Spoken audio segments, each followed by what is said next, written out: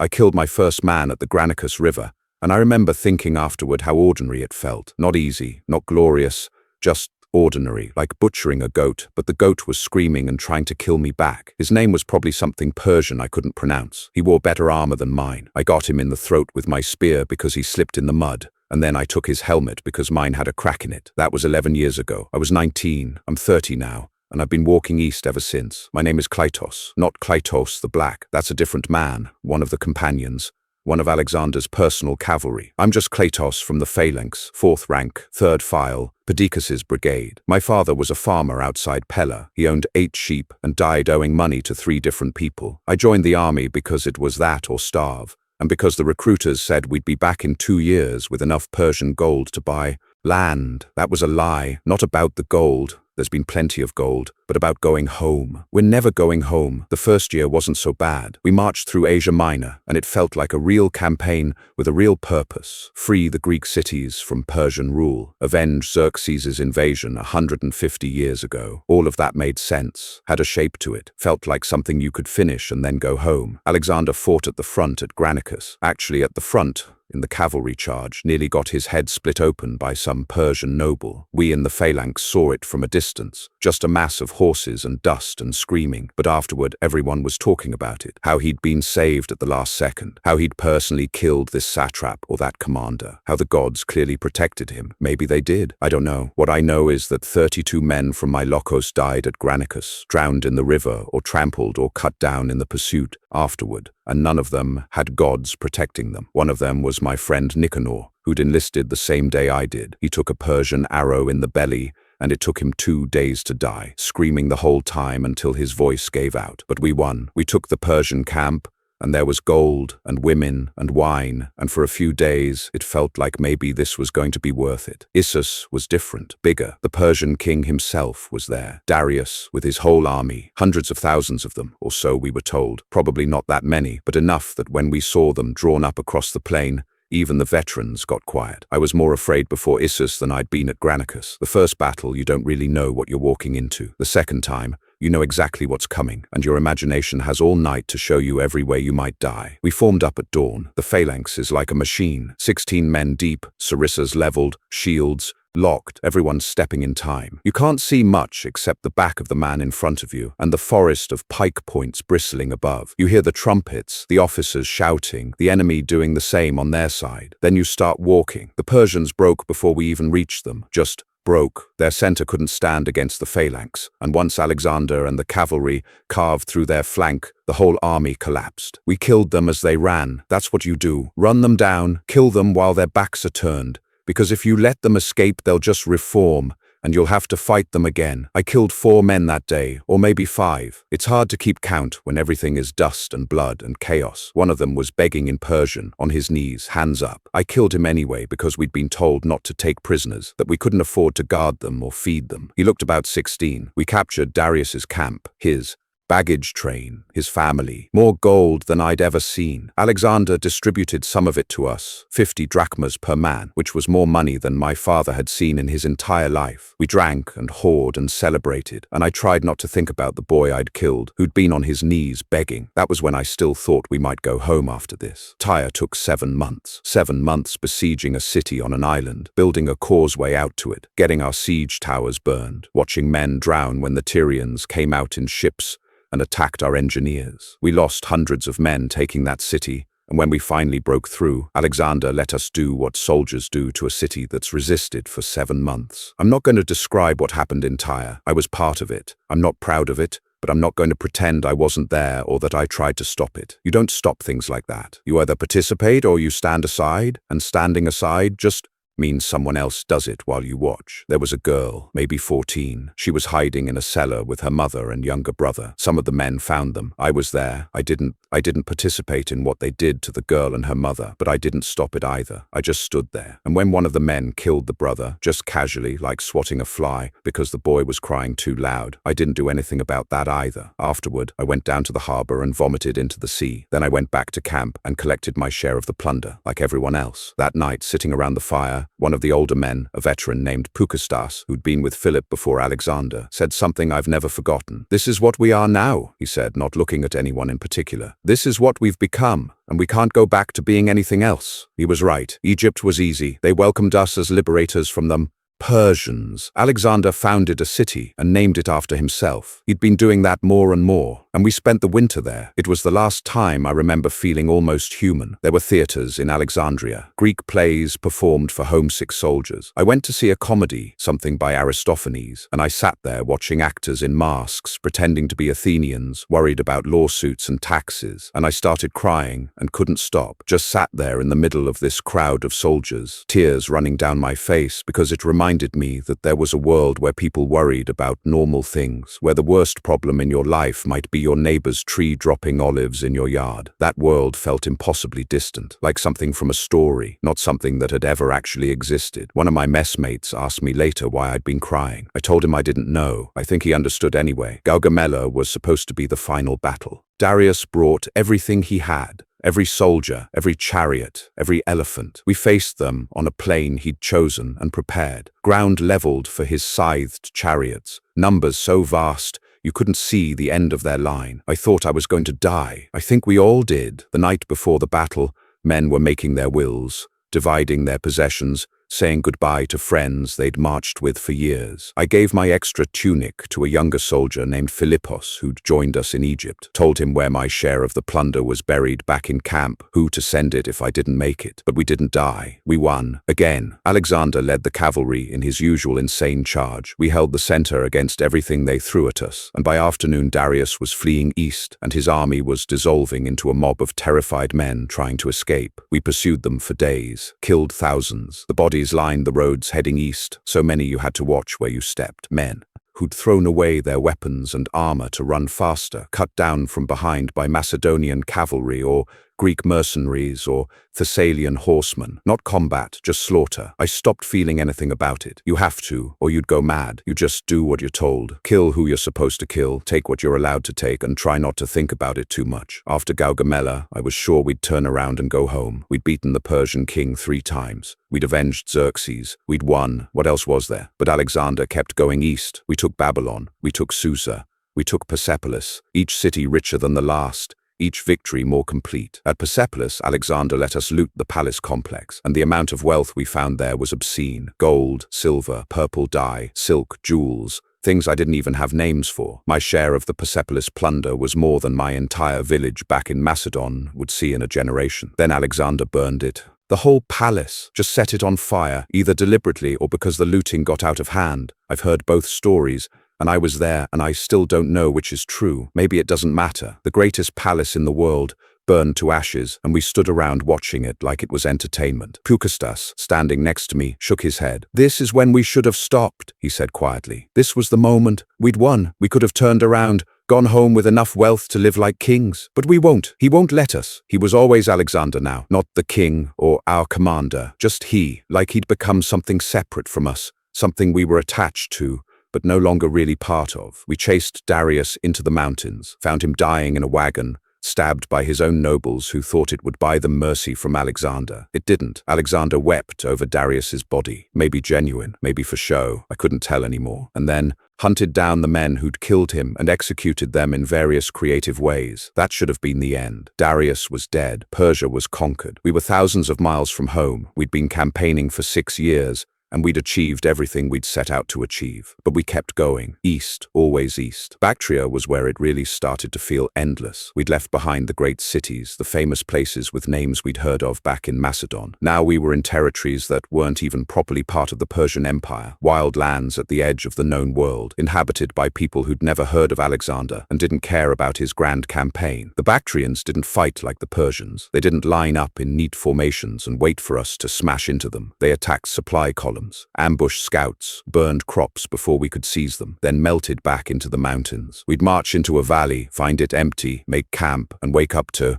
Arrows falling on us from cliffs we couldn't even see in the darkness. We lost men every day, not in glorious battles that bards would sing about, but picked off one by one. A forager who wandered too far from camp and never came back. A messenger found with his throat cut. A patrol that rode out in the morning, and by evening, only the horses returned, riderless and panicked. I remember one morning finding 3 men from my own file dead in their tents. Their throats had been cut while they slept, and nobody had heard anything. We were surrounded by our own pickets, our own guards, and someone had walked through our camp and murdered 3 soldiers without making a sound. After that, nobody slept well. We took turns on watch, 2 men awake for everyone sleeping, weapons always within reach. The fear wasn't sharp anymore, like before a battle. It was dull and constant, a weight that never lifted, the knowledge that death could come at any moment from any direction. Alexander ordered reprisals. We burned villages, executed prisoners, crucified anyone we suspected of aiding the resistance. It didn't help. For every village we destroyed, 2 more joined the uprising. The locals knew this land, knew every pass and valley and hidden route. We were foreigners stumbling around in territory that wanted us dead. A year passed in Bactria, then another. We weren't conquering anymore. We were just surviving, holding territory by day and losing it by night. Men started to wonder, quietly, never where officers could hear, what we were even doing here. What was the point? What were we winning? But we couldn't leave. Alexander had declared this region pacified, had founded cities and installed governors. To withdraw would be to admit failure, and Alexander never admitted failure, so we stayed, and died, and stayed some more. Sogdiana was worse. If Bactria had been hostile, Sogdiana was purely murderous. The people there, the Sogdians, had a different way of fighting. They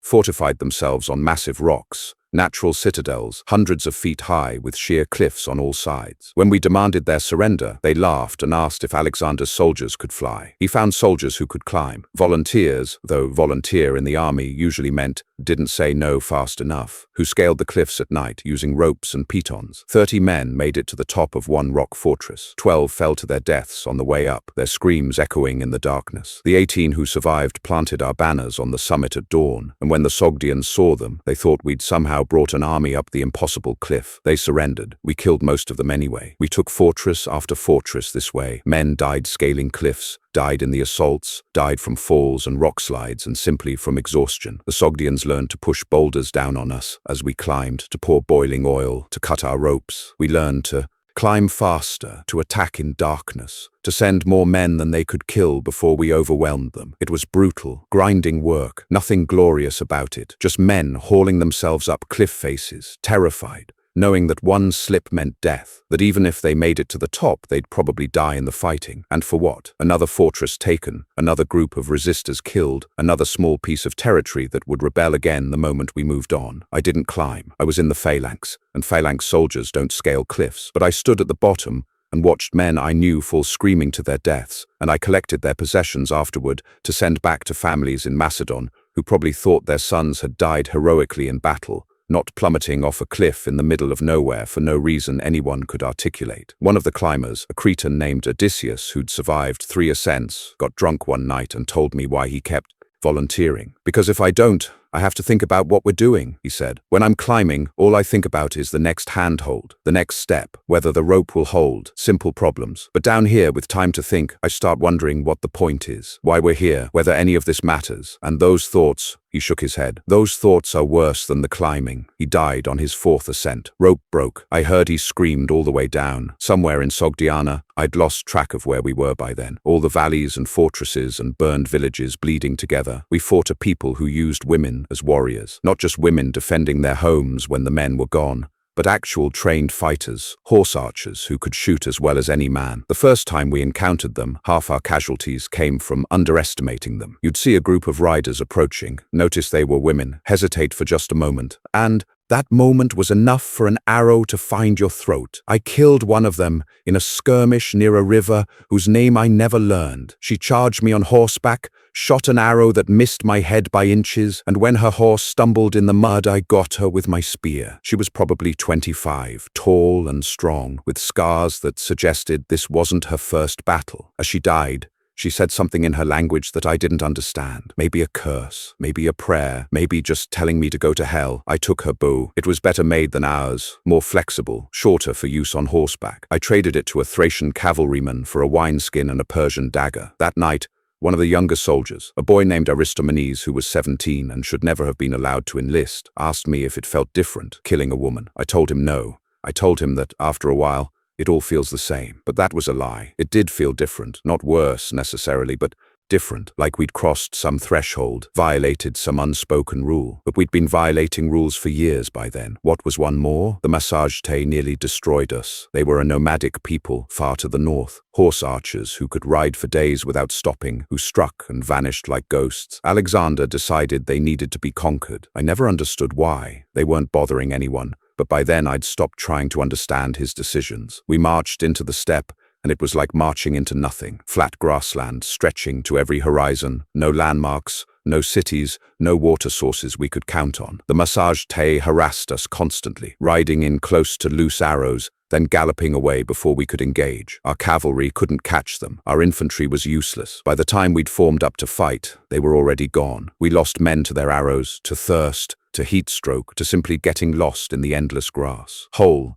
units wandered off and were never seen again. Supply columns were annihilated. We were fighting an enemy we could barely see in a land that seemed designed to kill us. Alexander tried to force a battle, set traps, offered apparent weakness to draw them in. Sometimes it worked, and we'd managed to catch a group of them and wipe them out. But for every group we killed, 10 more appeared. It was like fighting the sea. We spent 4 months in that nightmare. When we finally withdrew, Alexander called it a strategic repositioning, but we all knew what it was. We'd lost more than 1,000 men and accomplished nothing. The Massage-te was still out there, still free, still unconquered. It was maybe the first time Alexander had failed at something he'd actually tried to do. Nobody talked about it, but we all thought about it. Thought about the fact that there were limits even to what we could achieve. Thought about how many more peoples like the Massage-te might be out there beyond the next mountain range or river, each one requiring years of blood and death to subdue. Thought about whether we'd ever see home again. We fought the Scythians next, or maybe they were a different group of Scythians. I could never keep the names straight. More horse archers, more steppe warfare,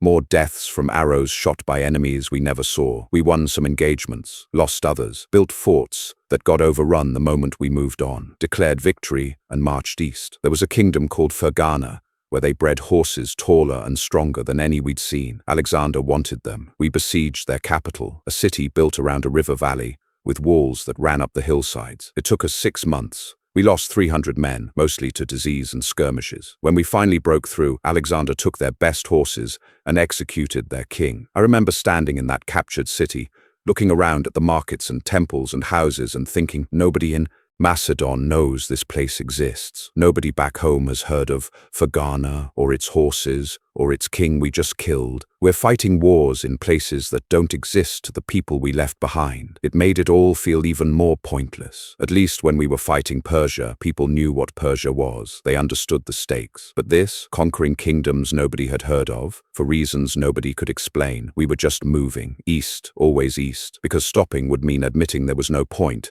And we couldn't admit that because then we'd have to face what we'd become for nothing. Somewhere along the way, I think it was in Bactria, but the years were blurring together by then, Pukistas died. Not in battle. He got some kind of fever, the kind that burns you up from the inside. Took him 4 days to die. Delirious the whole time, calling out for people who weren't there. I sat with him the night before he died. He'd lost so much weight you could see every bone in his face. His eyes had this wild, haunted look, like he was seeing things beyond the tent walls. "How many kingdoms?" he asked me at one point. His voice was barely a whisper. "What? How many kingdoms have we conquered? Can you even count them anymore?" I couldn't. I'd lost track somewhere back in Sogdiana. 12 major battles, 100 minor ones, countless skirmishes and sieges and massacres. I didn't even know the names of half the places we'd been. "Neither can I," Pukistas said. "We've been walking east for 7 years, killing people who never threatened us, taking cities we'll never hold, winning battles that don't matter. And for what? He died in the morning. We burned his body and divided his possessions. 3 days later, I couldn't remember his face clearly anymore. That's how it was. Men died. You mourned for a day or two. Then you moved on because staying in grief would kill you just as surely as an arrow." But I thought about his question. How many kingdoms? What were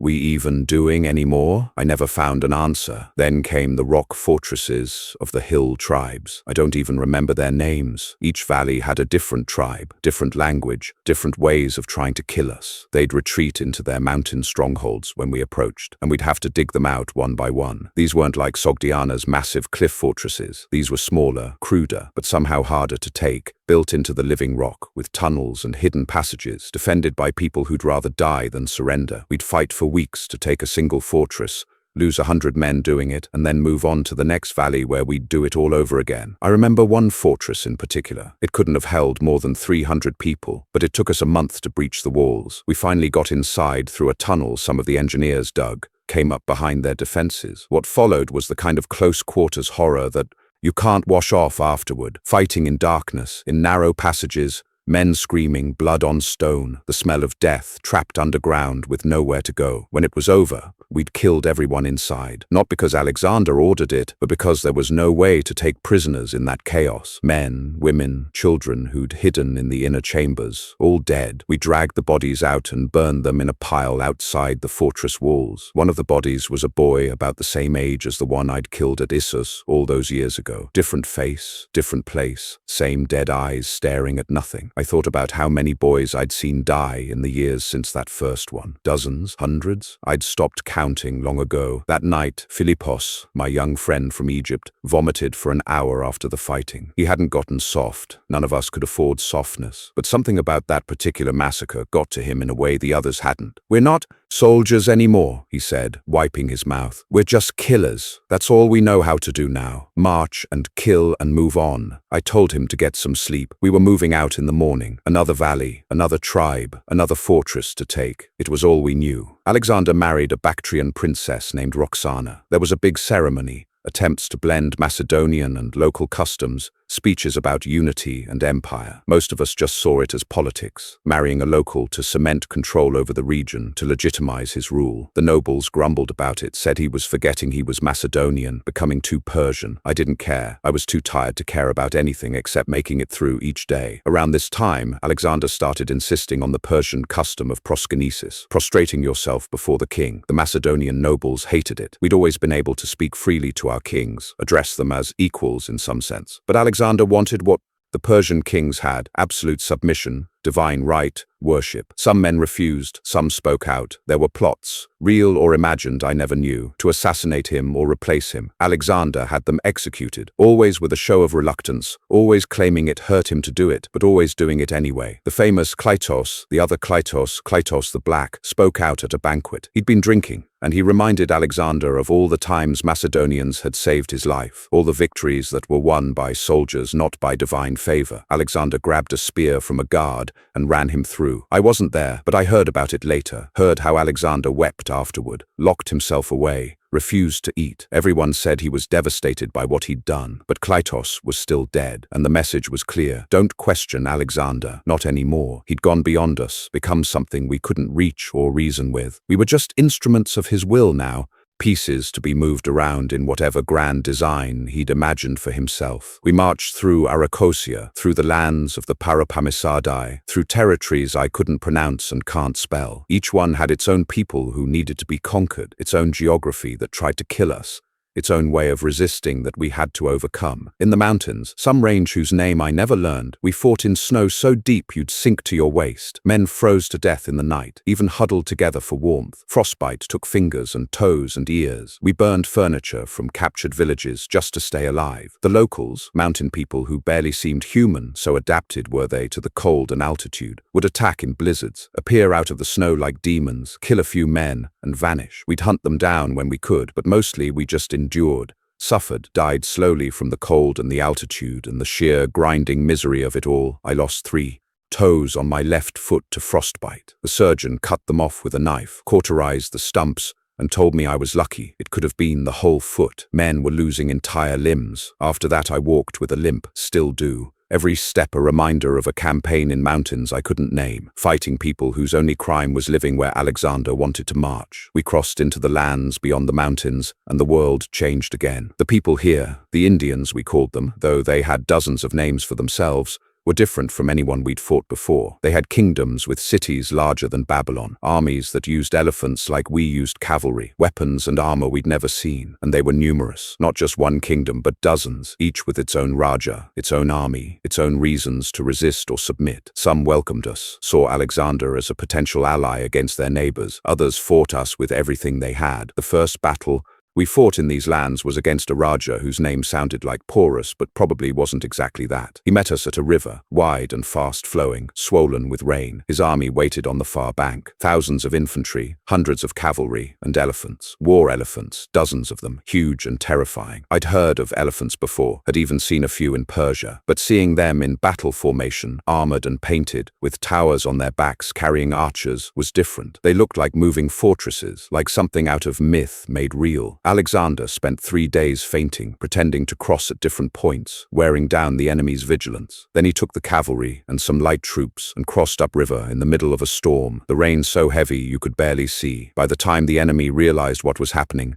we had troops on their side of the river. The phalanx crossed at dawn. The water was chest deep, the current so strong men were swept away if they lost their footing. We locked shields and advanced step by step, the river trying to tear us apart, the enemy shooting at us from the bank. We made it across, formed up on the far shore, and then we marched toward those elephants. I'd been in a dozen major battles by then. I thought I knew what fear was, but nothing had prepared me for what it felt like to face elephants. They're not like fighting men or even cavalry. They're massive, 10, 12 feet tall, each one weighing as much as 50 men. When they charge, the ground shakes, and the sound, this trumpeting scream that goes right through you, turns your bowels to water. The first line of our phalanx wavered when the elephants charged, just for a moment, but that moment could have been fatal. The sarissas, our long pikes, were supposed to stop any charge, but the elephants just walked into them. The pikes broke or bounced off their armor or sank into their flesh without slowing them down. An elephant hit a formation about 20 feet from where I was standing, just crashed into it like a wave against rocks. Men were thrown aside, trampled, crushed. The elephant had a tower on its back with archers, and they were shooting down into our formation. Impossible to reach, impossible to stop. I saw the creature grab a man with its trunk, just reached down and picked him up like he was a toy, and slam him into the ground so hard I heard his bones break over the sound of battle. Then it picked up another man and did the same thing. It was using our own soldiers as weapons against us. We held. Somehow, we held. The second and third ranks moved up to replace the first. More sarissas came into play. Men targeted the elephant's eyes and trunks and legs. It wasn't clean or tactical. It was just desperate, savage violence, stabbing and thrusting and trying not to die. The elephant that had broken our line finally went down, bleeding from 100 wounds, but it fell on top of 6 or 7 men, crushed them under its bulk. And there were more elephants, and the battle went on for hours. When it was over, we'd won. Alexander had flanked them with the cavalry. The Raja had been captured. The army had broken and fled, but our casualties were horrific. Hundreds dead, maybe more wounded. Bodies trampled so badly you couldn't identify them. Men with their heads or torsos crushed flat, insides scattered across the mud. I came through it with nothing worse than bruises and a cut on my arm that got infected later. But something broke in me during that battle. Some last reserve of courage or resilience or hope. I'd faced death before, but the elephants were different. They weren't just trying to kill you. They were erasing you, reducing you to pulp. That night, sitting around the fire, nobody spoke. We just stared at the flames, each man alone with whatever horror he'd seen or done or survived. Philippos was crying silently, not sobbing, just tears running down his face while he ate his rations. I put my hand on his shoulder, and he didn't even seem to notice. Alexander made peace with the Raja who'd fought us, treated him with honor, gave back his kingdom, made him an ally. It was good politics, the kind of thing that won over other rulers in the region. Some submitted without fighting after hearing about the battle. Others allied with us against their neighbors. But it meant we'd keep going, keep marching east. More rivers to cross, more kingdoms to conquer, more elephants to face. The army was starting to break. Not openly. We still followed orders, still marched when told to march, but you could feel it. Men moved slower, responded to commands with less energy. Desertion rates climbed. Men would just wander off in the night, head west, try to make it home on their own. Most were caught and executed. A few probably made it. I hope they did. Sickness swept through the camp. The climate here was different. Hot and humid. Rain every afternoon. Everything. Rotting. Men got fevers, dysentery, infections that wouldn't heal. The surgeons did what they could, but their supplies were running low, and they'd been improvising for years. We fought another Raja, then another. Each victory added to Alexander's empire, but took more out of us. We captured cities with names I couldn't remember, fought battles battles I couldn't distinguish from each other anymore. It all blurred together. March, fight, win, move on, do it again. Somewhere along the way, we crossed a river that Alexander declared was the Ganges, though the locals told us it was something else. We were told that beyond it lay the richest kingdoms in the world, vast armies, cities that made Babylon look like a village. We would conquer them all, then continue to the great ocean that ringed the world. That's when I realized we'd never stop, not because there was no end to what could be conquered, but because Alexander would never choose to stop. He'd keep going until the world ran out, or we all died, or something finally killed him. And we'd follow because we didn't know how to do anything else. We fought in the jungles, dense, suffocating growth where you couldn't see 20 feet ahead, where snakes dropped from trees and insects carried disease, and every step could be into a trap or an ambush. The locals knew how to use the terrain against us. They'd attack from all sides at once, melting into the jungle before we could respond. It wasn't warfare, it was murder. Men would be there one moment and gone the next, dragged into the undergrowth with their throats cut. We'd find bodies days later, bloated and crawling with insects, stripped of weapons and armor. We burned the jungle, set fires and let them rage, destroying villages and fields, and killing anyone who didn't flee fast enough. It was brutal and stupid and ineffective. The jungle was too wet to burn completely,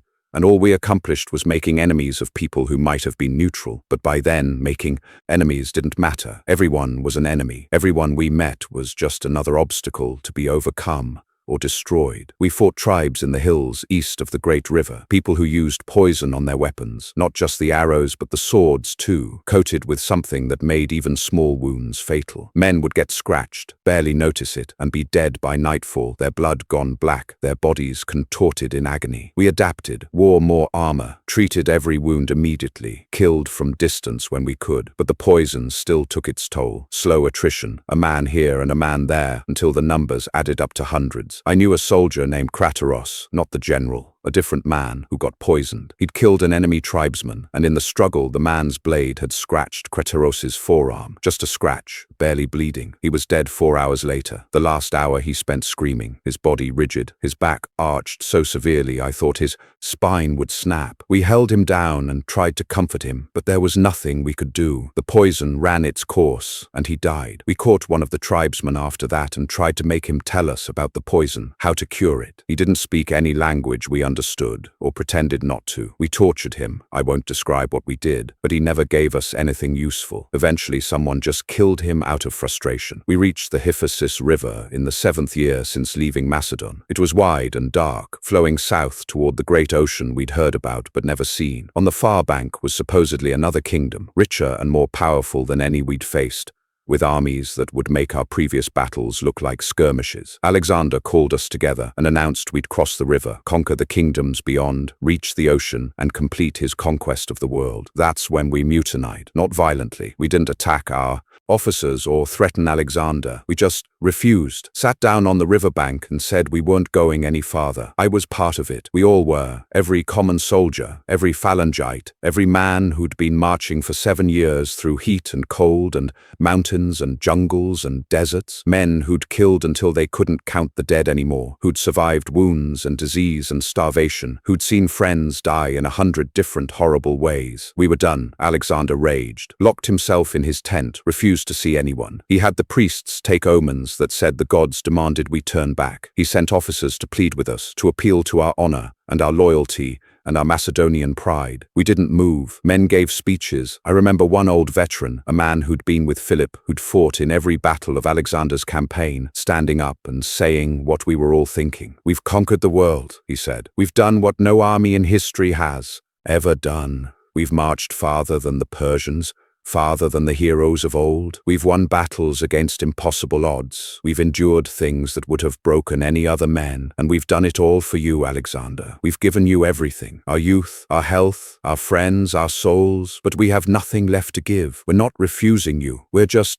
empty. There's nothing left inside us to march with." His voice broke at the end, this hard old soldier who'd probably killed 1,000 men, crying in front of the entire army. And nobody mocked him because we all felt the same way. After 3 days, Alexander gave in. We would turn back, not all the way home, he'd never agree to that, but back west, then south to the coast, then home by sea and by land. We celebrated like we'd won the greatest battle of our lives. Maybe we had, maybe forcing Alexander to admit limits, to acknowledge that there were things even he couldn't demand of us, was the only victory that mattered anymore. But it was hollow, because we still weren't going home. Not really, just a different route through hell. We turned south, following the rivers toward the great ocean. It should have been easier. We were going towards something instead of just marching endlessly east, but it wasn't. The kingdoms along the rivers resisted, and we had to fight our way through them one by one. There was a city, I don't remember its name, that refused to surrender. We besieged it, and during the assault, Alexander himself led a charge over the walls, got trapped on the other side with just a handful of men, nearly got killed. We broke through the gates and rescued him, but it was close. The soldiers who'd been with him on the wall, who'd fought at his side in that desperate moment, they were treated like heroes afterward, given gold, promoted, praised in front of the entire army, but they looked haunted, like they'd seen something that changed them. One of them, a man I knew slightly, told me later what it had been like, how Alexander had fought with inhuman fury, killing anyone who came near him, laughing like a madman while blood sprayed across his face, how there'd been something wrong in his eyes, something that wasn't quite sane anymore. He wants to die, the man said quietly. I think part of him wants to die gloriously in battle, because he doesn't know how to stop being Alexander. He's trapped in his own legend, maybe. Or maybe he was just as broken as the rest of us, just better at hiding it. We fought the Malians, who defended their cities with fanatical courage, fought the Oxidraca, who used guerrilla tactics and refused to meet us in open battle, fought a dozen other peoples whose names I've forgotten, if I ever knew them. Men died in these battles, but by then death had become routine. We'd burned through so many soldiers that the army was half reinforcements and mercenaries, men who hadn't marched from Macedon with us, who didn't share our history. They looked at us veterans with a mixture of awe and fear, like we were something other than human. Maybe we were. Maybe you can't do the things we'd done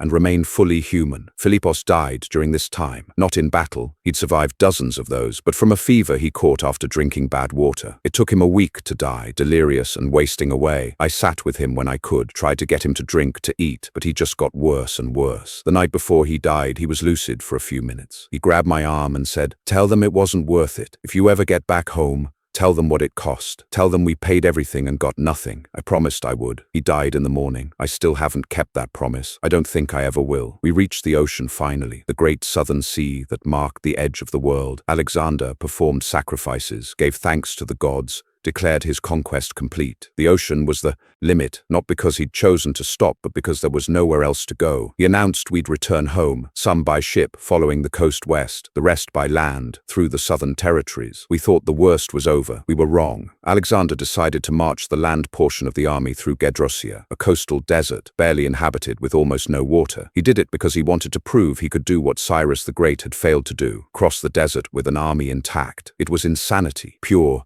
vain insanity, and it killed more of us than all the battles combined. The desert was like nothing I'd experienced. Heat so intense, your brain stopped working properly. No water except what we carried, and that ran out within days. No food except what we could forage, and there was almost nothing to forage. Sand that got into everything, your mouth, your eyes, your wounds, and couldn't be washed away. We ate the baggage animals first, slaughtered them and ate them raw because we had no fuel for fires. Then we ate the horses, the mules, anything that could be killed and consumed. Men fought over scraps of meat, over skins that still had drops of water in them. People started dying on the second week. They'd just stop walking, sit down in the sand and never get up. Sometimes their friends would try to carry them, but after a while, everyone was too weak to carry anyone, so they'd sit there and die, and we'd keep walking because stopping meant dying too. I saw men drink their own urine, saw them try to drink seawater and go mad from it, saw them hallucinate oases that didn't exist, wander off into the dunes chasing mirages, never return. The army dissolved into scattered groups, each trying to survive on their own. The units, the formations, the military discipline, all of it gone. Just people stumbling through the desert trying to find water before they died. Philippos had been dead for months by then, but I kept thinking about him, kept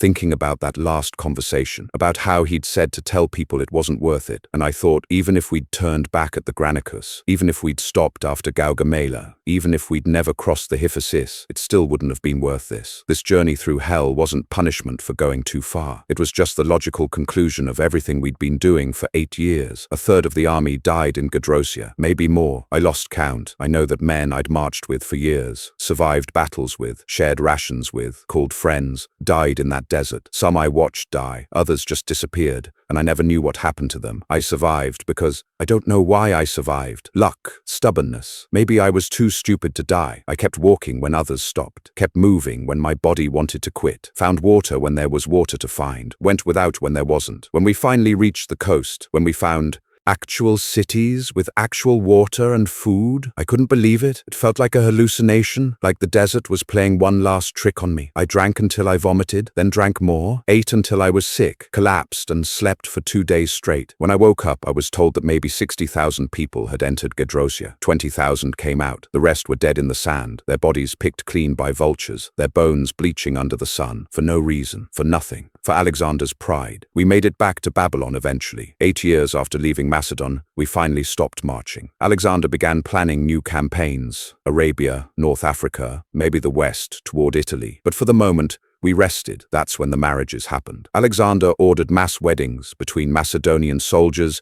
and Persian women. Thousands of marriages in a single day, all intended to blend the cultures, create a mixed empire. I was one of them. They gave me a woman named Roxana, not Alexander's Roxana, a different one, a Bactrian girl, maybe 19 years old, who spoke no Greek and looked at me like I was a monster, which I suppose I was. We went through the ceremony. We shared a tent. I tried to talk to her, using the handful of Persian words I'd picked up over the years, but she just stared at the ground and didn't respond. After 3 days of this awkward silence, I gave her most of my money and told her through an interpreter that she could leave if she wanted, go back to her family. I wouldn't stop her. She looked at me for the first time then, really looked at me, and she said something in her language that the interpreter translated as, "Where would I go? You killed my father and my brothers at Gaugamela. There is no family to go back to." Then she walked out. I never saw her again. Alexander got sick, a fever after some banquet or another. At first it didn't seem serious. He'd been sick before and always recovered, but this time he didn't. The fever got worse. He stopped being able to speak clearly, and after 10 days he was dead. Just like that. The man who'd conquered the world, who'd survived dozens of battles and wounds and assassination attempts, killed by a fever, or poison, or disease, or the gods finally getting tired of his hubris. Nobody really knows. When word spread through the camp that he was dead, there was no great outpouring of grief, not among us common soldiers anyway. We were just numb, tired, empty. He'd been the center of everything for so long that his absence felt less like a loss and more like a sudden silence, like when a constant noise you've gotten used to suddenly stops. The officers immediately started fighting over who would succeed him. The empire he'd built fractured within days. Generals claiming territories, armies splitting up, civil war brewing. Nobody asked us what we wanted. We were just pieces to be moved around by men playing at being Alexander. Some soldiers tried to go home, just started walking west with whatever they could carry. Some made it, I heard later. Most didn't, died on the roads, or got caught up in the wars between Alexander's generals, or just gave up somewhere along the way. I didn't try. I was too tired and too far from home, and too different from the person who'd left Macedon 8 years before. What would I do if I went back? Farm my father's land? The boy who'd been able to do that was dead. The man I'd become didn't know how to do anything except march and kill. I'm 37 years old now. I never made it back to Macedon. I'm sitting in a tavern in Babylon, which is apparently my home now, though it doesn't feel like home. Nothing does. I have money. Enough from all those years of plunder to live comfortably without working. I have a small house in the Greek quarter. I have scars from a dozen wounds that ache when the weather changes. I have dreams where I'm back in the phalanx, sarissa in hand, watching elephants charge toward me, or I'm in Gedrosia, dying of thirst, walking through endless sand, or I'm standing over that girl's body in Tyre, watching what we did to her, doing nothing to stop it. Most of the men I started out with are dead. Nicanor at the Granicus, Pukestas in Bactria, Philippos in the territories along the rivers, Crateros to poison, thousands more whose names I've forgotten or never knew, left behind in 100 different places across a continent. The few who are left are like me, too far from home, too changed to go back, too tired to start over. We drink together sometimes, in taverns like this one, and we don't talk about the battles,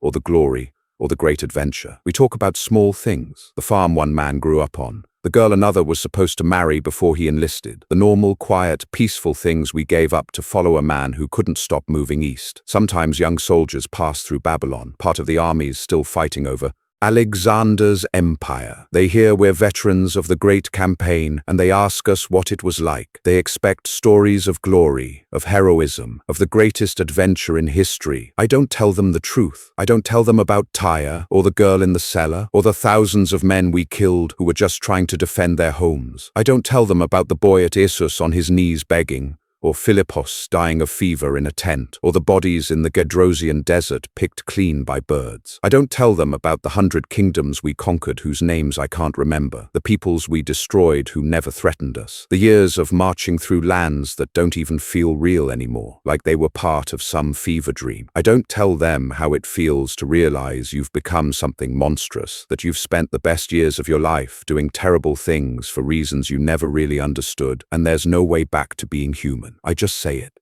was a long time ago and change the subject. Because the truth is, I didn't conquer anything. I was just a farmer's son from Macedon who learned to kill people efficiently and followed orders for 8 years until the man giving the orders died and left us stranded thousands of miles from anything that mattered. We called it glory. We called it destiny. We called it the greatest military campaign in history. But for me, for the men in the phalanx who actually did the killing and the dying and the marching, it was just distance. Distance from home, from ourselves, from everything we used to be. We marched through Persia and Bactria and Sogdiana and 100 other places, through mountains and deserts and jungles, across rivers whose names I never learned, fighting people whose only crime was existing where Alexander wanted to go. And the worst part, the part I can't say out loud, the part I barely admit to myself, is that I don't know if I'd choose differently if I could do it again, because at least it was something. At least it meant something, even if that meaning was terrible. At least I wasn't just a poor farmer's son dying in obscurity. Now I'm just a man in a tavern in Babylon, getting older, waiting to die, with nothing to show for it except money I don't need and memories I can't escape. The distance from home isn't measured in miles. It's measured in the space between who you were and who you became. It's measured in the things you did that you can never undo, the people you killed who haunt you in dreams, the friends you lost whose faces you can barely remember. And that distance is infinite. No amount of marching can close it. No amount of time can heal it. You carry it with you until you die, and maybe even after that. We conquered the world, and it destroyed us. That's the truth nobody wants to hear. That's the story I'll never tell those young soldiers who look at us with admiration and ask what it was like to march with Alexander. Because some distances can't be crossed. Some things, once you've walked away from them, you can never walk